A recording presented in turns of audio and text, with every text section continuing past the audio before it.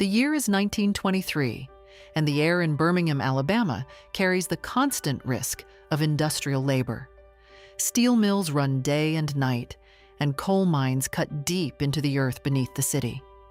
For thousands of black workers, every shift underground carries the possibility that they may not come home. Arthur George Gaston is 31 years old, working in the industrial orbit of the Tennessee Coal and Iron Company, part of the system fueling Birmingham's rise as the steel capital of the South. Like many men around him, Gaston understands the danger of the mines, but he is paying attention to something else, something financial. Whenever a miner dies, the community follows a familiar ritual. They pass the hat. Neighbors, co-workers, and church members gather whatever coins they can spare to cover the cost of a casket and burial. Sometimes the money is enough. Sometimes it is not. Either way, the death of a worker becomes a second crisis for the family left behind. Most people see tragedy. Gaston sees a pattern. For him, the issue is not simply grief or charity. It is risk, predictable, recurring risk that no institution in Birmingham has organized. And where there is unmanaged risk, there is opportunity. In 1923, Gaston launches the Booker T. Washington Burial Society. It is not presented as charity. It is structured as a contract. Members pay 25 cents a week, and in return, their families receive guaranteed burial coverage when death occurs. To the miners, the price is small and the promise is powerful. No family wants to face the humiliation of begging neighbors for funeral money. But Gaston understands something deeper about what he has created. Those weekly quarters do more than fund funerals. Hundreds of members become thousands. Small premiums collected consistently from workers who have long been excluded from Birmingham's traditional financial institutions begin to accumulate into a steady pool of capital. In the working-class neighborhoods surrounding Birmingham's mines, a new financial system is quietly beginning to take shape, one built not by banks, but by the disciplined collection of small payments from people the banks refuse to serve. Gaston is betting on a simple principle. The smallest, most consistent streams of money, if properly organized, can build an institution powerful enough to survive outside the reach of the traditional banking system. And in 1923, with a burial society built on 25-cent premiums, A.G. Gaston begins constructing what will eventually become one of the most powerful black business empires in the American South. Arthur George Gaston was born in 1892 in Demopolis, Alabama, in the region known as the Black Belt. His grandparents had been born into slavery, but after emancipation, they managed to purchase their own land. In the post-Reconstruction South, land ownership offered one of the few protections black families could secure against economic displacement. Growing up on that property exposed Gaston to an early and powerful lesson. Survival depended not simply on wages, but on ownership. By the time he was 7 years old, Gaston had already begun experimenting with small forms of enterprise. In his grandmother's yard, he built a simple swing and turned it into a neighborhood attraction. Children who wanted a ride paid him not with coins, but with buttons and sewing pins. Gaston later sold those items to local seamstresses who needed them for their work. Even as a child, he had discovered a basic market principle. Value does not depend only on money. It depends on demand. As Gaston grew older, opportunity in the Jim Crow South remained limited. Like many young black men of his generation, he eventually entered the industrial workforce that dominated Alabama's economy. But in 1918, during the final phase of World War I, Gaston was drafted into the United States Army and sent to serve in France. The military exposed him to systems built on discipline, logistics, and the careful organization of resources, lessons that would shape how he approached business after the war. When Gaston returned home, he took a job working in the orbit of the Tennessee Coal and Iron Company, one of the largest industrial employers in Birmingham.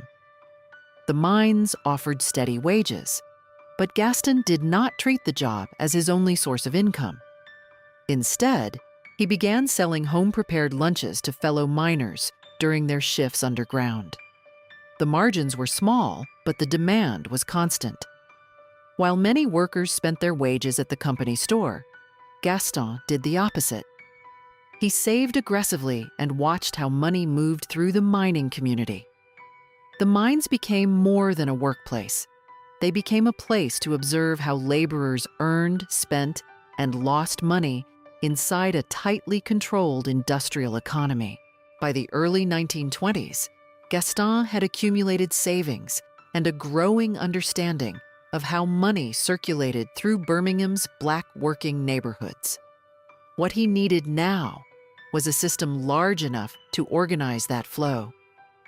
That opportunity would appear in 1923, when Gaston began studying one of the most expensive and unavoidable events in the life of every mining family: death.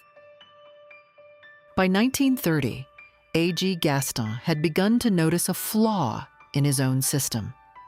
The Booker T. Washington Burial Society was collecting steady premiums from thousands of members, but when a death occurred, the insurance payments flowed to white-owned funeral homes across Birmingham. Gaston had organized the risk and collected the capital, yet a critical portion of that money was leaving his control. To Gaston, this was more than a minor inefficiency. It was a loss of leverage. So he changed the structure of the business. Gaston launched the Smith & Gaston Funeral Home, bringing the final stage of the burial process inside his own enterprise. Now, when a policyholder died, the insurance payment moved from one Gaston company to another. What he had created was a form of vertical integration. By controlling both the insurance and the funeral service, Gaston ensured that the money circulating through the system remained inside his expanding network of businesses. But Gaston understood that institutions required more than capital. They required trained people. To supply that need, he founded the Booker T. Washington Business College. The school trained Black students in bookkeeping, clerical work, and business administration, skills that Gaston's growing companies required. Many of the graduates moved directly into positions within his businesses. By the 1940s, Gaston was no longer operating a single company. He was building a tightly connected economic system designed to keep money circulating inside the community that generated it. By 1954, A.G. Gaston had moved beyond managing the flow of money inside his businesses. He began focusing on something larger: control over the institutions that determined who could build wealth in the segregated South. In Birmingham, the most powerful gatekeeper was access to the mortgage. Black residents across the city earned steady incomes, but white-owned banks routinely denied them the credit required to purchase homes or develop property. Gaston understood that whoever controlled credit controlled the future of the community, so he founded the Citizens Federal Savings and Loan Association, providing mortgages to Black borrowers who had long been excluded from Birmingham's traditional banking system. Gaston was not simply issuing loans. He was creating a financial engine that allowed families to move from renting property to owning it. But Gaston also believed that economic independence required visible symbols of success, places that reflected the dignity and purchasing power of Birmingham's growing Black middle class. In 1954, he opened the A.G. Gaston Motel, a $300,000 investment that quickly became one of the most prominent Black-owned establishments in the city. The motel offered something segregation had long denied: a high-quality place where Black travelers, professionals, and community leaders could gather freely. During the height of the civil rights movement, the A.G. Gaston Motel also served as a secure meeting place for organizers, including Dr. Martin Luther King Jr., as they planned campaigns to challenge segregation in Birmingham. The building became both a symbol and an instrument of Black economic power, an institution made possible by Black capital and operating beyond the control of the segregated system surrounding it. For Gaston, independence was not achieved through appeals or promises. It was built through institutions strong enough to support a community on its own terms.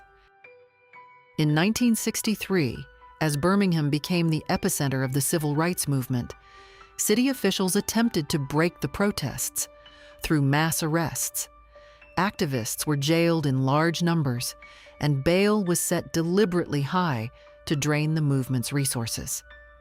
When Dr. Martin Luther King Jr. was held in the Birmingham jail, A.G. Gaston answered with capital. He went to the courthouse clerk's office and personally posted $160,000 in bail, securing the release of King and other demonstrators. It was a decisive use of financial power at a moment when the movement needed immediate leverage. But Gaston's final major decision came decades later. By 1987, at the age of 95, he had built an insurance empire valued at roughly $34 million. Instead of selling the company on the open market, Gaston chose a different path. He sold the business to his employees for $3.5 million, an intentional 90% discount designed to keep ownership inside the system he had spent decades building. When A.G. Gaston died in 1996 at the age of 103, he left behind far more than a collection of businesses. He left a model of economic power built on a simple principle. Lasting independence is created through institutions that a community can own and control.